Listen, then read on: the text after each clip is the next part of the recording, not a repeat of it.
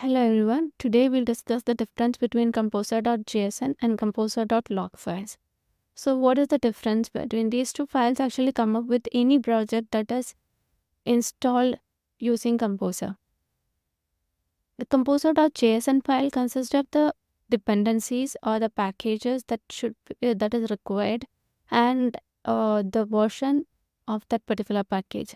So if you see the require session, you can see that it consists of the package name, and it says that this package should be a version greater than 2.0. It says that it is greater than 2.0. It doesn't say that this is the particular version of Composer installers installed. So where does it say that which is the exact version? So that exact version is specified in .lock folder file. So that is in Composer.lock file. You can see Composer installers is installed with the version v2 2.0, and it says this is how it works.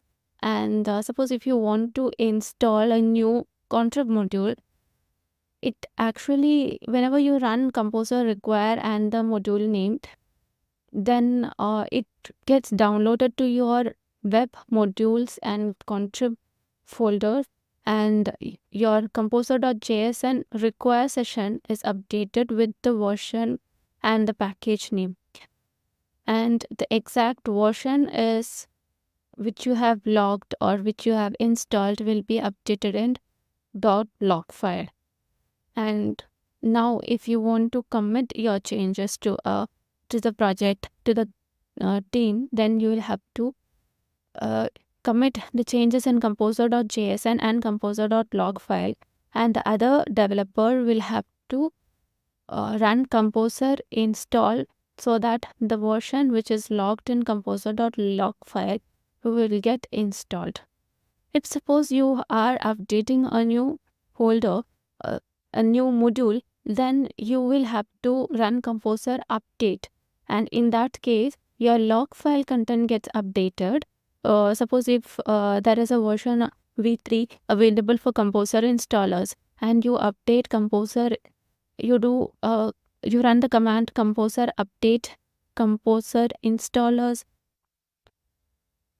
module, and in that case what happens is you'll see that the composer log file is updated with v3 version. So if you want to install that version, you will have to then run composer install command, and then it gets installed, the module gets installed. This is how it works with composer.json and composer.log file. Thank you.